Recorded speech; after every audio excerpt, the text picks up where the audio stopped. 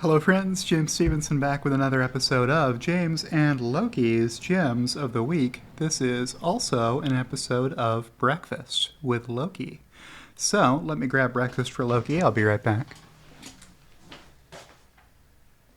There's your breakfast, buddy. Yes. Okay, we will see if Loki wants to eat his breakfast now or if he wants to wait until later to eat. And while he's deciding, you can keep an eye on him in the Loki cam right down here. Man, it's hard to frame up this camera. Let me try and move this some. Yep, that's going to work. Okay, and this Loki cam also needs a little bit of reframing if Loki's just going to keep sitting right there. And we'll pick up right where we left off last week. What's this episode about? Well, if you're a new subscriber and you've never seen this weekly series before, in this series, Loki and I go through all the tweets that I liked over the previous week and explain why we liked them. This is the last tweet that we liked last week and talked about. So let's look at every other tweet that I liked over the past week and talk about it. This show is unrehearsed. You can tell when you watch these episodes that I have not rehearsed them. Sometimes I can't remember why I liked a tweet, and I have to take a second. Not this one. I like tweets from K10, Kristen Netton on Twitter. Community Notes literally is on the best site, Twitter, for public to rate the core truth of any article or tweet. X medium mark it up. Pravda equals means truth. So way back on May 23rd of 2018, Elon was feeling pretty beaten up by the media. They had been lacing into him and SpaceX and Tesla on an everyday basis for a long time, and the cumulative effect was taking its toll of their FUD, because many times what they were reporting was not true and there was no feedback loop for it, so people would just go away believing whatever the headline said, even if it wasn't true, right? So Elon tweeted, going to create a site where the public can rate the core truth of any article and track the credibility score over time of each journalist, editor, and publication, thinking of calling it Pravda. So that was the first idea Elon had for how you could do it. He has since decided that it would be easier to just buy Twitter and then fix Twitter and make it the place people go to look for reliable information and talk about whether it's reliable or not. Yes? Right, Loki? Yes? Good boy, buddy. Let me lower this camera. Yes. Good boy, Loki. All right. The next tweet that I liked came from Hallmark's catalog. 2/3 of dealerships surveyed by the Sierra Club said they didn't have any EVs in stock. 2/3 had no EVs. Of those stores, 45%, so of the 2/3, half of those, so 30% of all dealerships, said they wouldn't sell EVs even if they could get some. Don't buy your EV from someone who hates them. Get one online at Tesla.com instead. When you buy from Tesla, you're buying from a company that believes in EVs. Tesla does not make other kinds of vehicles. When you buy from a dealership, chances are you're buying from a place that does not believe in EVs and questions your decision to buy an EV. In many cases, is what this says. So it's this automotive news screenshot. Most dealerships have no EVs, and some don't want any. Yeah, so exactly the same thing in the tweet from Omar.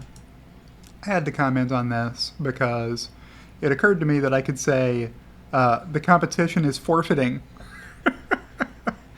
The competition's not coming. The competition is forfeiting. Matthew Donegan Ryan replied, "The Blockbuster playbook." Yeah, let's just hum and pretend that technology isn't changing, that we aren't being disrupted. Let's just keep selling VHS. And Blockbuster did actually have a mail to home DVD program, same as Netflix did, really. But it was too little too late. Their cost structure could not compete with Netflix, and there is no more Blockbuster Video. Blockbuster Video, sorry, the John Mulaney stand-up sketch occurred to me while I was thinking about Blockbuster. Once I was on the phone with Blockbuster Video, which is a very old-fashioned sentence. All right, good boy, Loki. Loki ate all of his food. Yes, you get a treat. You get a puppy combo.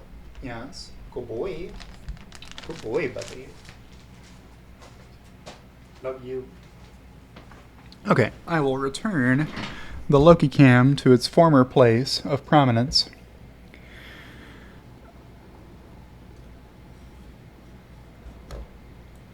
And reestablish that angle. That looks pretty good. There you go. So you can keep an eye on Loki, who was a good boy for eating his breakfast the first time. All right, the next tweet that I liked came from Roland Percher at PILOLY on Twitter.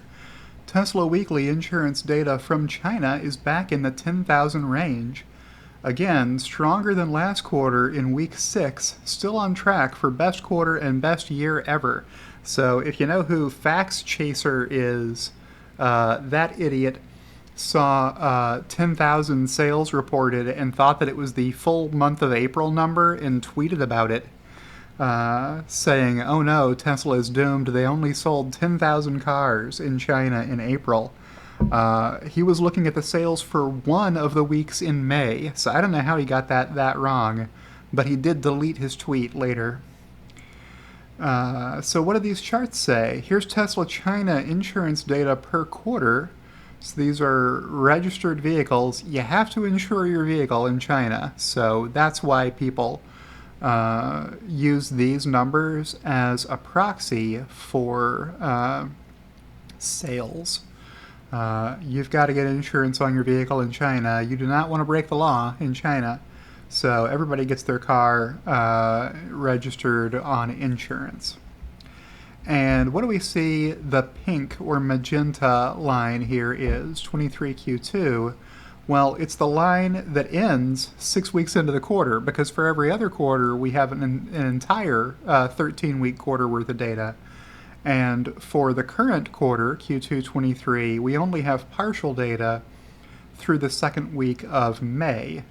If you think this pink or magenta line looks like it's trending above prior years, I agree with you. It's only had 2 weeks where it trailed any of the prior years.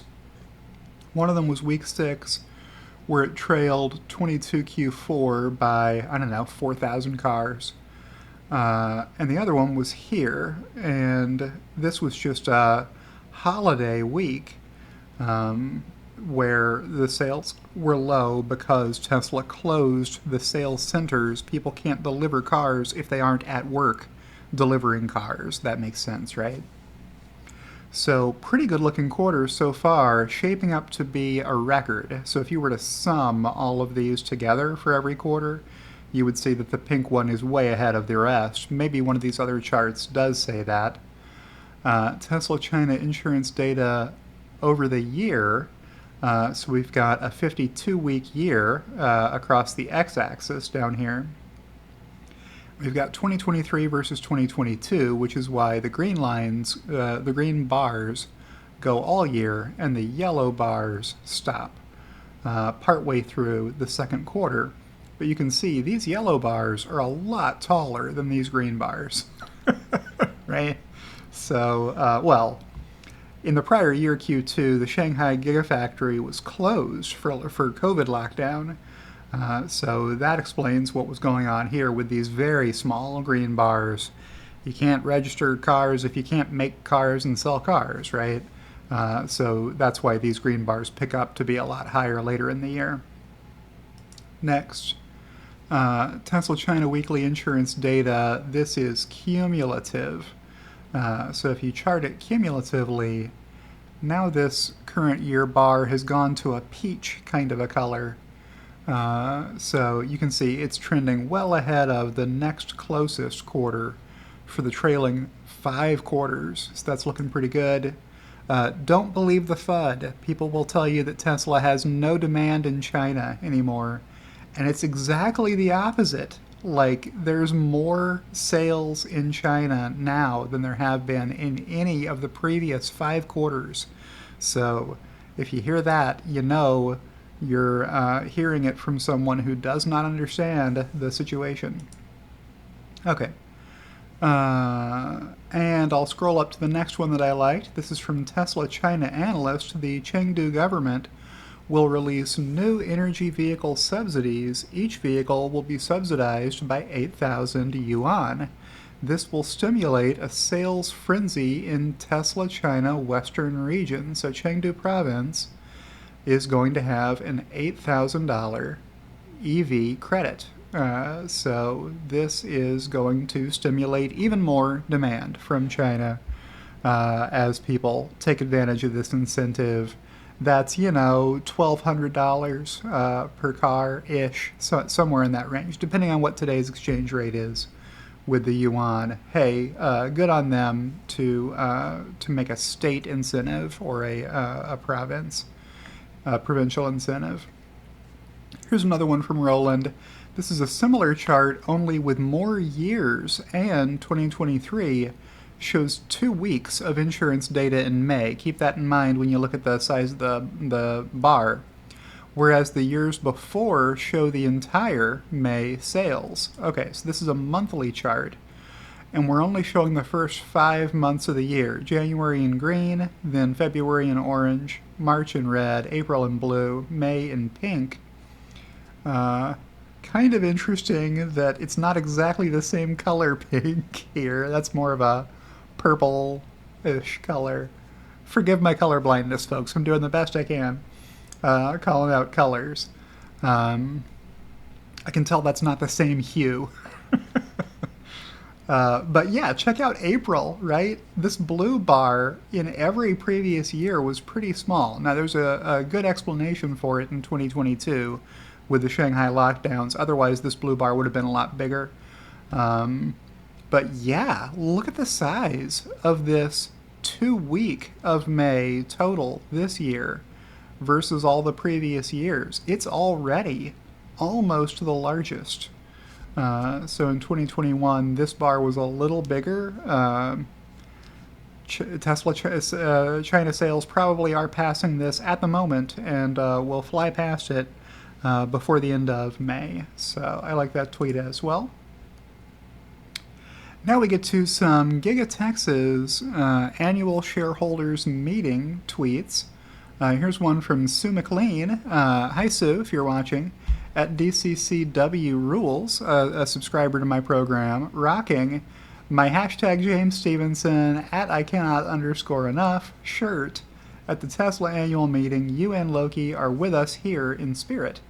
So here is Sue along with her +1. Can I zoom in on this photo? I sure would like to. The more I zoom in, the more I zoom out. What does that mean? I don't understand Twitter sometimes. So I guess I can't zoom in on this, but she is wearing one of my t-shirts. So how do you get a James Stevenson chart t-shirt? Well, if you back me on Patreon at the $25 support level, every quarter I mail you a t-shirt that has some James Stevenson chart on it. So she's wearing one of those here to the Tesla annual shareholders event. I couldn't make it to that event this year. I never go anywhere. I'm a boring person. But good to see Sue having a good time there. Here's one from S-Curve at Gonzalo Siete Ledesma. Transition is here. So we've got historical milestone in Spain. For the first time, the electricity generated with hashtag renewables exceeds the national demand and does so for more than 3.5 hours. Congratulations. tagging in Prof. Ray Wills, who tracks this info closely, and several others.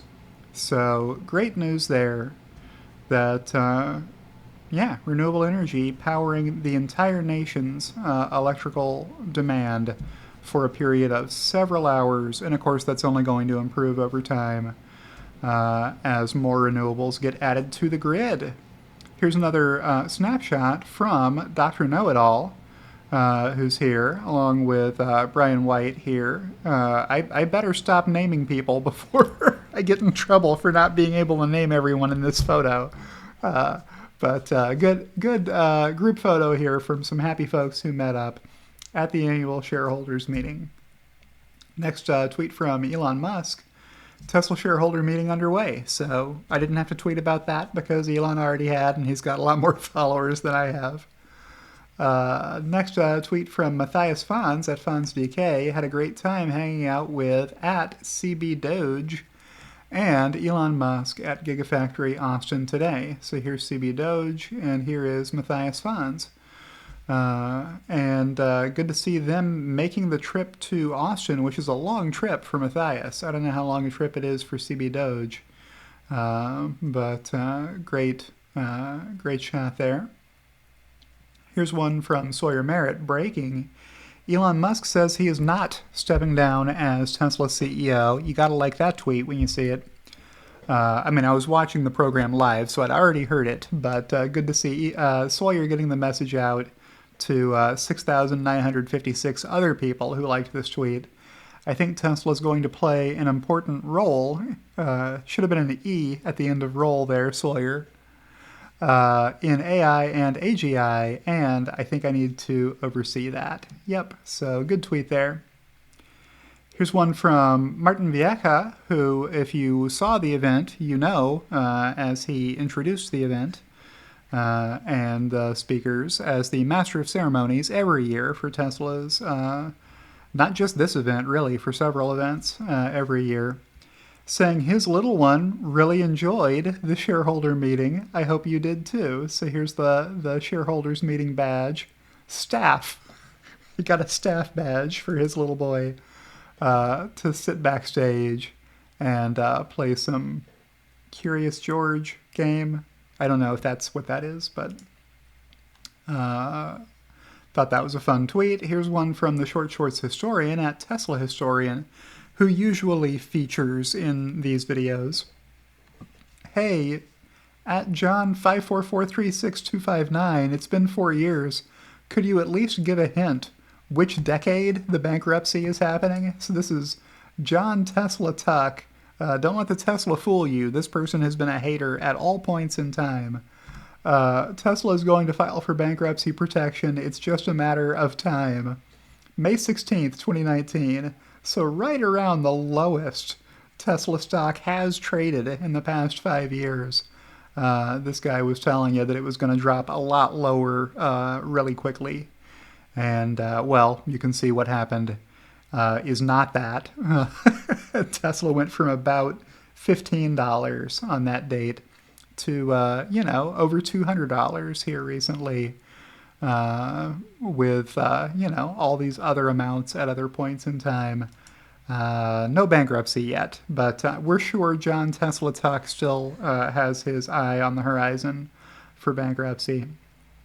Next tweet from Pedro Teixeira, MD, PhD. They've added 2x playback speed to the videos. Elon Musk, this is awesome. 2x all the things. P.S. At I cannot underscore enough. I 2x to get more of your videos in because they're so awesome. So if you haven't tried 2xing me, 2x may be too fast for you. I don't script these videos though, so they do work pretty well at 1.5x. Give it a shot if you haven't tried it before, and let me know if you find that to be a better pace for watching my videos.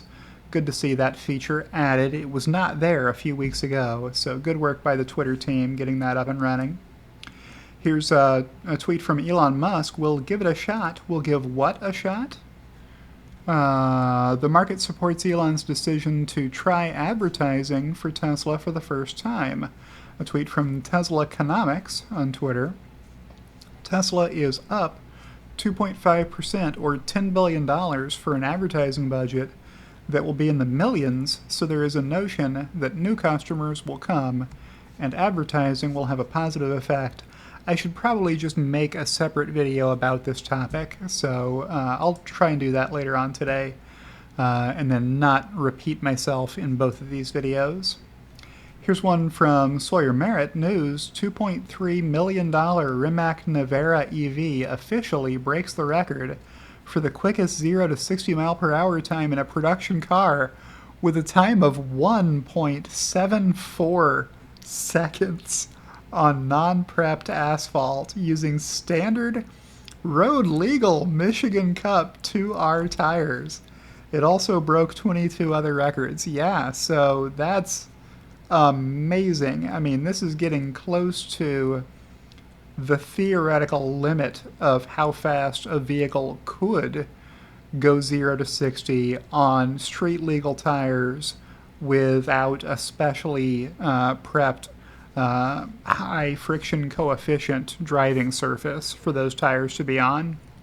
And what I mean when I say that is, it's not possible to stop a car doing 60 miles per hour in 20 feet, right? It can't be done on regular tires without, some extraordinary, out-of-the-box solution. So it's not possible to stop a car from 60 to 0 in less than a second on regular tires on a regular street. So therefore, it's also impossible to accelerate a car from 0 to 60 over that same time period, right? You can't accelerate. The tires and the street are the limiting factor at this point, right? You could overpower it, but you would just spin the tires because they would lose traction. And there are plenty of vehicles that have way too much torque at the wheels to maintain grip. And they can't accelerate your car faster to 60 because they're not maintaining traction against the road. And I will stop at that point, hoping that that I explained that well enough that you get my point. Here's another one from the Short Shorts historian. Thanks, Tesla Q. Here's Girabilis 4 years ago. I sincerely hope that you will seize this opportunity and educate yourself on the grim prospects of Tesla. Hashtag Tesla Q will help you, Tillman Winkler. So Tillman Winkler was invested in Tesla stock, as I was and many others were, back in 2019. Right around mid-May, so it's been exactly 4 years, which is why Tesla Historian was calling these out. Again, you can see what the stock price has done since. Girabilis thought that Tesla was going to 0 rapidly, as most of Tesla Q did, and many still do, despite Tesla having one of the strongest balance sheets of any company, never mind automaker, in the world. Here's an LOL from Elon Musk to Tesla Economics. What's the LOL about? Asking the question, will the Tesla Roadster be able to beat the record set by the EV Rimac Nevera? It costs $2.3 million, for your information, for the 0 to 60 mile per hour time of 1.74 seconds. Why is Elon Musk LOLing here? Because the SpaceX Edition Roadster is going to destroy 1.74 seconds. Now, what did I just say? I said we're getting pretty close to the limit of what's possible. But then I qualified that by saying under normal conditions with normal tires on a normal road, right? What's Elon going to do? Why is he so confident that he can LOL that question? I put a reply here that explains. The SpaceX Edition Roadster is going to be unfair. The Nevera doesn't have carbon fiber overwrapped pressure vessels powering cold gas thrusters. So the SpaceX Edition Roadster is not like the Eddie Bauer Edition SUV. It's not just a good housekeeping seal. Elon intends to use the same stuff in the SpaceX Edition Roadster that SpaceX uses to land rockets, literally. So those cold gas thrusters that control the attitude of the rockets, the boosters that Tesla is landing, either at sea on an autonomous drone ship or back at the launch site. You have to have those things vertical when they land, otherwise they'll fall over. So Tesla uses cold gas thrusters to orient the top part of the rocket and grid fins to get, on target, to fly to the right place to land on the X. And this, when applied to a giant 9-story high booster, is only moving it a little bit. But if you attach this to a 1.5-ton sports car and then fire it up, you're going to see it move a lot more than it's possible to move a car based on rolling rubber tires against the road, right? This is just Newton's third law, moving your vehicle down the road like rockets do. Now, I don't want to confuse you into thinking that I believe that it's a rocket engine that they're putting in here. No, it's just a cold gas thruster, just squirting high-pressure air out of the back, probably, of the SpaceX Edition Roadster. You probably want to angle that a little to make sure that you're getting more grip, to get some downforce, so that your tires do maintain better traction as you're accelerating. But nobody has seen this yet. I don't think Tesla has even mocked it up yet, but Elon knows it's possible to do. There's no law of physics preventing him from doing this. So yeah, there's not going to be a back seat in the SpaceX Edition Roadster, because there's going to be a carbon fiber overwrapped pressure vessel holding all the compressed air, just plain nitrogen, the stuff that makes up most of the air that's around us every day. And then you just fire that through a nozzle out the back of the car, and it blows you down the road. It's going to be a thing to behold when it happens. All right, next is a tweet from Carsonite, at Carsonite on Twitter. Such a fraud. I don't think your master's thesis would fare well in a business school, perhaps in theater. Meantime, back at the ranch. So here's Carsonite retweeting himself from December of last year. Things Tesla will never do. Here's a checkbox next to the Model X. People thought that would never happen. Gigafactory, Model 3, European homologation, Model Y, build a factory in 1 year. Tesla has now built 3 factories in 1 year-ish. 5-year, now 8, CAGR of 50% plus. Make a profit, pay its debt, 4680 cells, semi. So people said all these things were impossible. The Tesla haters did. And still on the list are Roadster, Cybertruck, FSD, and Robot. People are still saying those things are impossible and will never happen. But Tesla has been making these other things possible that people said were impossible for many, many years now. Don't bet against Elon Musk. He makes stuff happen.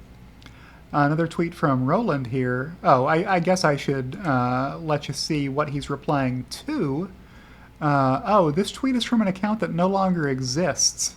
That's awesome. So Carsonite was replying, yours sounds like a classic case of stems, courtesy of @ICannot_enough. I wish I could remember what this tweet was, but clearly it was someone thinking that they were a lot smarter than Elon Musk.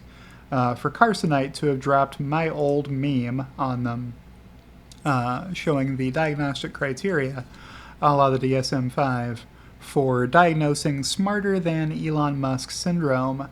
I'll let you pause the video and read that if you want to. But then the hater replied, Carsonite said, the problem with your narrative is there are rocket engineers who think Elon is a rocket engineer.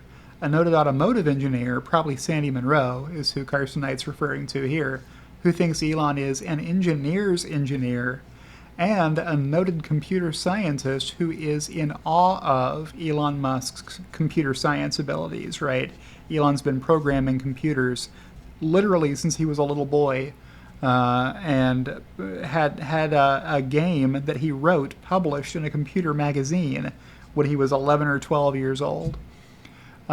Surely you don't think they've all been fooled, right? How is it that Elon can fool honest to God experts, honest to God rocket scientists, and engineers and computer scientists into thinking he knows what he's talking about, unless he does actually know what he's talking about?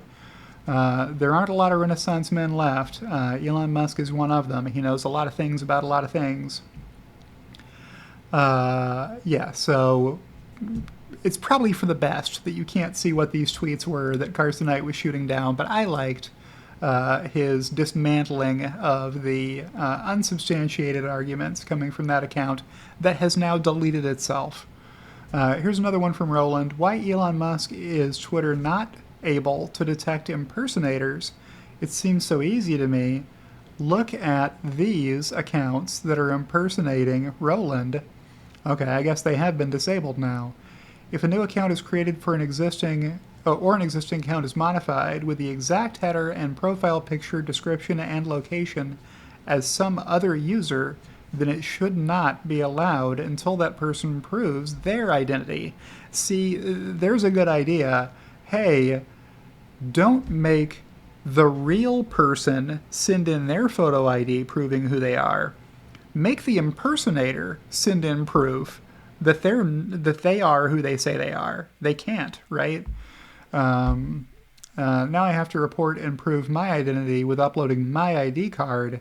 Kind of stupid, so Roland has suggested flipping that on its head. Now maybe there's some good reason why you can't do it that way, but the thing I dislike the most is that every single time I report an impersonator, Twitter sends me an email that I have to click a link on and upload my ID again and send it to them. Now they're explaining it as, hey, we only keep your ID long enough to verify that it's you, and then we delete it. And that's why they make me resubmit it every time, because they're not keeping a record of it. I personally would rather that they keep a record of it, or, my account is verified. I have the blue check mark. I have proven who I am. I've given a credit card, right? Shouldn't that be enough to just flag my account as, hey, I really am who I say I am. All you need to do now when I submit an impersonator is just check and see if they are pretending to be me. And if they are, disable their account without me needing to prove my ID again. All right, next a tweet from Jeff Lutz. Carl, Jonas also had a 66-cent bear case on Tesla a few years ago that he was also prepared for, split adjusted, and it went to $400 plus. Important context at Carl Quintanilla, retweeting Morgan Stanley's Adam Jonas, who said, Elon predicts a difficult 12 months ahead for the economy, just one CEO's view, but Tesla has unique real-time information on demand for big-ticket items. Our 12-month bear case for Tesla is $70. We are prepared for the possibility. So the reason I like this tweet is because I would have said exactly the same thing. I remember when Adam Jonas came out with his $10 bear case or $500 bull case for Tesla at the time, pre both splits. So you got to divide those numbers by 15 to split adjust them, which Jeff did, making the $10 66 cents. If you make the $5 divided by 15, you get like 33 as what his bull case was at the time, back in 2018 or 2019, whenever that price target came out from Adam Jonas. So good tweet there. Here's one from Hanno Klausmeier. Solar and China. Wow. Solar installations in China are skyrocketing. New capacity is being installed 2 to 3 times faster than any previous year. So what you want to look at here is the slope of the line. Hey, what are the cumulative solar production capacities being installed in gigawatts here. And you can tell it's cumulative because none of these lines go down ever at any point. So it seems like December is an extremely popular month for people to install solar in China. Maybe there's a credit that expires at the end of the year, every year or something. I don't know what drives that seasonality to tick up from November to December every single year. But the slope of this line is less than the slope of this line, right? This is unprecedented to be at this level already this early in the year, only 1/4 in. So good to see so much renewable energy being added to China's grid. Next, a tweet from Gabe Wilson, MD, at Gabe__MD. Advertising trying to align misperceptions with reality. So trying to mislead people into thinking products are better than they are, I think is how I interpret this. Teslas are the safest cars on the road. For real, legitimately, Teslas are the safest cars on the road. So when you watch a Volvo commercial, they're trying to convince you that Volvos are the safest car you can buy, and that's been their pitch for decades, right? And that maybe they don't do that anymore. Maybe I'm remembering their old ad campaign. But people do perceive Lexus, Acura, and BMW to be more safe. BMWs caught fire when unoccupied and not running so often that South Korea halted sales of BMWs while they conducted an investigation into those fires that in many cases were burning down people's houses where they had parked their BMWs. Is BMW the safest brand? No, they're not. Not by a long shot is correct from Gabe. But when you poll people and ask them which brand is the safest, you'll find that people don't know. They don't know which brand is the safest. For Tesla, they're number one for real, in reality, for many of these categories, and people just don't know. So I guess I should show you this graphic big. Factors driving luxury consideration. When people go to buy a luxury brand, what dynamics are they considering before making a purchase? Well, here are the factors listed out. So people say that durability or reliability is the most important to them. 80% of people say durability and reliability are important. 71% say safety is important. 68% say driving comfort is important. Driving performance next, affordability next after that.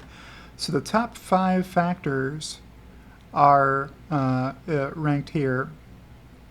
And I guess they're comparing that against 5 years ago. What did people say were the most important factors? And the first 4 were the same. The next 3 after that jumbled around a little bit: affordability, reputation, and interior layout. So affordability has become more important since 2018, I guess. So what do people think the top brand is in these categories? Well, Tesla doesn't feature in any of these as the number one brand in these top 5 categories. And it also doesn't appear as the number 2. There's only durability and reliability 3rd rank for Tesla here. I wish I had said that in a smoother way.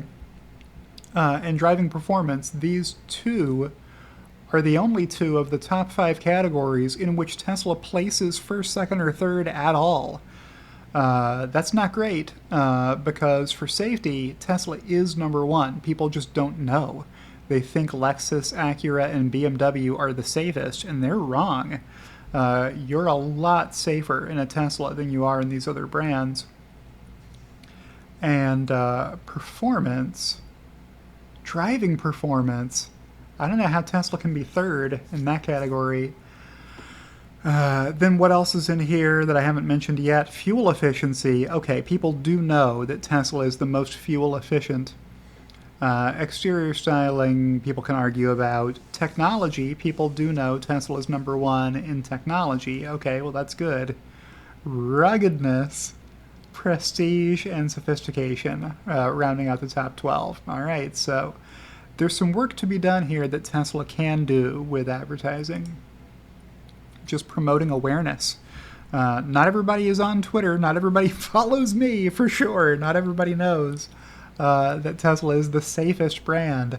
But an ad campaign could bring more awareness to that and get more people who think safety is the most important consideration to buy a Tesla instead of some other brand that's going to depreciate like a losing lottery ticket. LOL, tweet about the 10K deleted. I mentioned this earlier, but Fact Chaser, upon being rebuked by Roland, who has the real numbers and knows his stuff, Tesla sold 40,000 cars in China in April, not 10,000. Stop tweeting that Tesla only sold 10,000 cars in China in April, because he was just confused. Facts Chaser was LOLing here in reply to me suggesting maybe he saw the number for a week of sales in May and thought it was April. Yeah, so he had to delete this tweet that he had initially replied with, I saw the real numbers here, and tagged Facts Chaser. So that's just putting a button on that topic from before. Here's a tweet from Robert Dunn. What did he say? The hidden secret Electrify America doesn't want you to know. Okay, it's not hidden or a secret, but I found it amusing. Inside, yeah, I don't think Tesla would want their name attached to this garbage charging experience. That's a battery bank, by the way. I'm here charging up an Electrify America. Yeah, so this Electrify America station decided that the best way to provide reliable power to their customers was to install a Tesla electrical panel with probably, I'm imagining, battery backup storage. If the grid isn't very stable at this Walmart parking lot where they have an Electrify America station, wherever it is, they've installed Tesla equipment and then put up an opaque fence around it. But you can still see through the slats if you work, as Robert Dunn did, to peek behind the fence at what was really running that Electrify America station. That's pretty funny. Here's a tweet from Josh is Blonde on Twitter. Fantastic idea. So here's Josh at the shareholders event. What's he wearing? His plaid jacket that he wears to events, along with his t-shirt showing his Twitter profile photo and his Twitter handle, Josh is Blonde, so people can recognize him as being the same person and not have to ask, hey, is that you? Or not have to wonder why he looks familiar. That's a good idea for events. What's he replying to? Well, Martin Vieca let off this thread tweeting, if you want to attend the shareholder meeting next year in 2024, please apply for lottery on our IR website. It will launch about a month in advance. If you have a good following, try to get in as someone's +1. There really is no other way. Good luck, everyone. So I replied, trying to helpfully suggest why not rent out the historic Austin City Limits Moody Theater next year for Tesla shareholder meeting. Max capacity is 2,700, which, I mean, I'm no crowdologist, but I think there were a lot less than 2,700 people in attendance at the shareholders meeting when Elon spoke, just looking around counting chairs. I don't think you can get anywhere close to that number. Why artificially limit the size of the crowd to a much smaller number than this, as Tesla has done the past several years, when more like this number of people would like to attend? So, including balconies. So here's the idea. Hey, you can still have an invitation-only VIP list, and you can still issue credentials to those VIPs to get them access to the floor level of a venue like the Austin City Limits Moody Theater, where lots of bands play on a regular basis. They are equipped to handle security and to control admission and to make sure everybody has a smooth experience getting in and out of this venue. They've got professional, obviously, audio equipment for that facility. Nice backstage area, presumably, that they can secure for Elon and the board, etc. So why not just charge $11 per ticket or whatever to recoup the booking cost and keep any riffraff out? You don't want to make it free. You might have a debacle on your hands if it's a free event for anybody to attend. So charge something nominal. Venue makes it easy to secure, control guest, and secure to control guest admission and backstage area. Reserve the floor level for invited VIP guests only. Why $11? Because these go to 11. I thought that was a good concert venue appropriate meme to drop. Steven Spencer said, or better yet, the UT Austin Stadium. I think Steven has overshot the number of people who actually would show up in person to attend a shareholder meeting. Let's see if 2,700 is enough capacity first before we go to a 90,000 seat venue like the one where the University of Texas at Austin plays their home college football games. That's a big deal in the U.S. For those of you who are in my international audience, most of the largest capacity outdoor stadiums in the U.S. are for college football teams. And when I say football, I mean gridiron, American football. And I said, okay, now that's an example of a venue that's too large. It would feel way too large if the event were held in the UT Austin College Football Stadium. Oh, so Martin replies, the challenge is that folks wouldn't be able to see the factory that way, which I think is one of the highlights.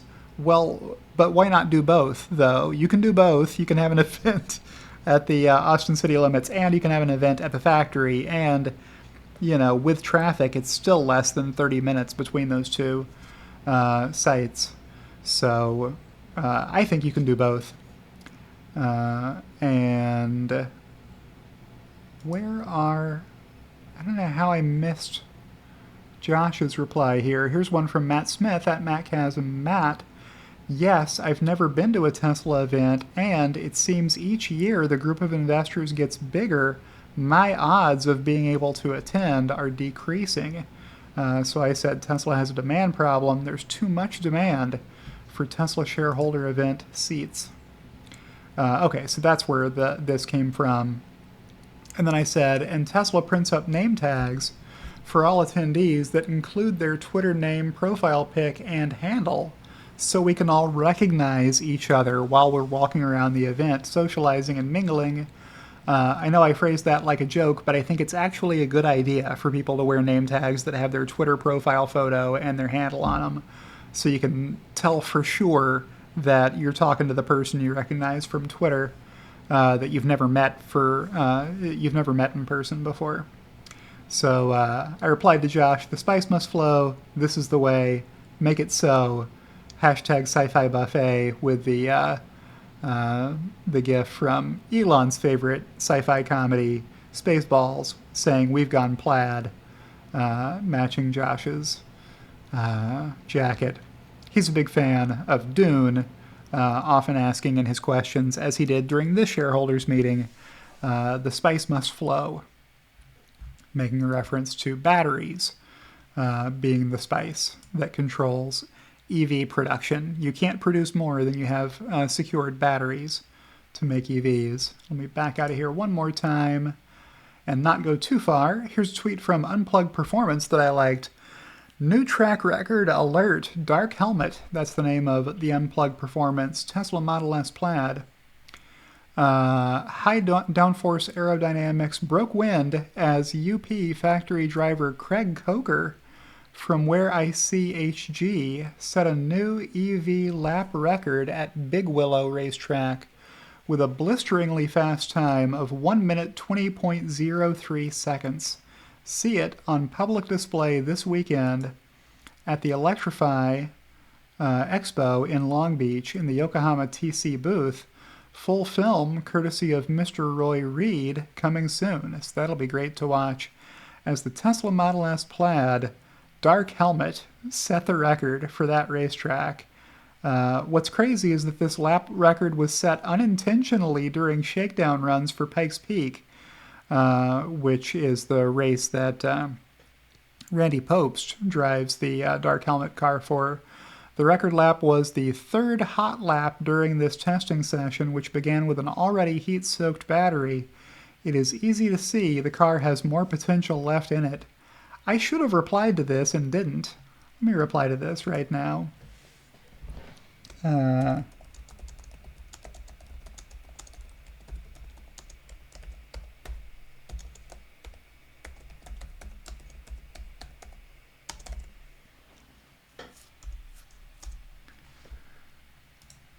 Yeah, let's see if we can get Randy Popst into this conversation.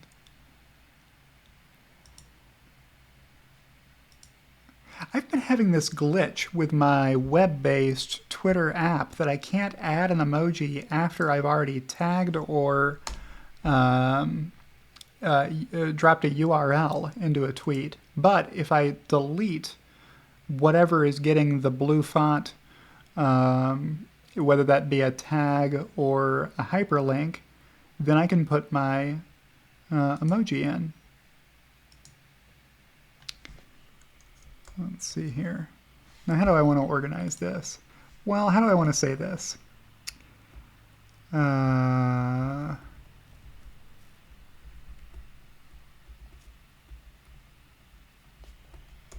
I can make this shorter. Feel like breaking 120, Randy Popst. Yeah, I'll hit send on that.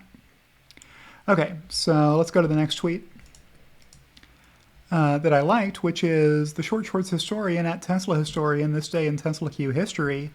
Least painful time to short at Boy 2000 Fan 4 years ago exactly. DIP Harambe said, sadly, bulls think the stock is just being discounted at this low price, this $15 split adjusted price point where it was trading. We are now at a point where a few smart bulls are starting to sell. Oh yeah, the smart bulls sold in 2019. This is the least painful time to short. So Greg Wester, if you want to know how he fell to the dark side, he did sell in 2019. Toward the end of the year, the stock price went over $300, and he sold out of his Tesla, right in this range. And then the following year, it did this. Up to $700 at the end of 2020 when Tesla was added to the S&P 500 index, and all those index funds had to add Tesla. It drove the price up a lot because there weren't a lot of sellers for them to buy from. This is not the time to buy. This is just the beginning of the easy short. Oh, yeah, the easy short from $12 here in early June of 2019. Just the beginning of the easy short. And then, you would have lost 20 times your money if you had shorted here and then not covered until the end of 2021. Ouch. Like that's as bad as you can do at investing, is to lose 20x your money. Like if you invest long, you can't lose more than 100% of what you invested. If you short a stock, there is no theoretical limit to how much money you can lose if the price of that stock just keeps rising and rising and rising. If it triples, you're out 3x. If it quadruples, you're out 4x, etc. As Tesla illustrated. Here's a tweet from Dirty Tesla. One of those times I think FSD is doing something dumb, moving towards a car in the lane on the left, while in reality it's seeing things I don't, just moving a bit to make room for a cyclist who was approaching from the rear that the Tesla rear-facing camera saw and the side camera repeater saw. Yeah, so here's your car doing smart things. because it can see in all directions and you can't. Great tweet there from Dirty Tesla. Here's one from Holmar's Catalog at Holmar's Blog on Twitter. If every car on the road in the US was a Tesla running FSD beta, I estimate that at least 3.87 million crashes a year could be prevented and 23,000 lives could be saved annually. So 40,000 people die in car crashes in the US alone every year. A lot of countries don't even report that number, so you can't tell what the crash fatality rate is in India, let's say, if they don't report the number. Maybe I shouldn't have called them out because I don't know for sure that they're one of the countries that doesn't report an annual crash fatalities number, but many countries don't. That's just in the United States. 10,600 crashes prevented per day almost. 64 lives saved per day if only every car on the road were as safe as a Tesla running FSD beta is. Here's a tweet from Earl of Frunkpuppy at 28 delays later. I finally subscribed to him this week, and then Elon Musk did, shortly after I did. Me DMing Elon as he's trying to work. Yes, if you follow Elon and Elon follows you, you are allowed to DM with Elon. I don't think anyone wants to risk having Elon unfollow them as a result of pestering them a lot. Pestering Elon. He's a very busy person. Elon's got a lot going on. If that's not completely obvious to everybody, don't pester Elon in his DMs is probably a good rule.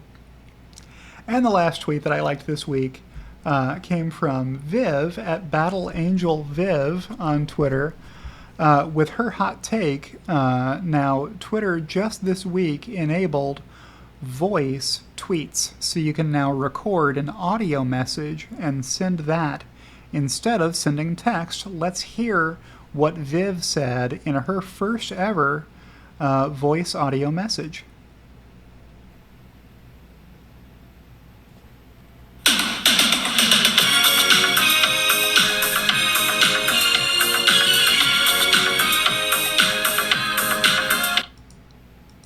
Yeah, that's... Hey, you gotta like that tweet, right? Everybody loves a good Rickroll. And with that, we have reached the end of James and Loki's Gems of the Week. So I will share the Loki's bed cam where we can see Loki with his eyes open, but curled up and resting and digesting his morning's breakfast that you got to see him eat. And with that, I will say before leaving, thank you for subscribing to me, whether you're doing that through Patreon or through Twitter or by joining my YouTube channel, as my executive producers Kathy Kitchler and Rebellionaire.com did. And I'll see you in the next one.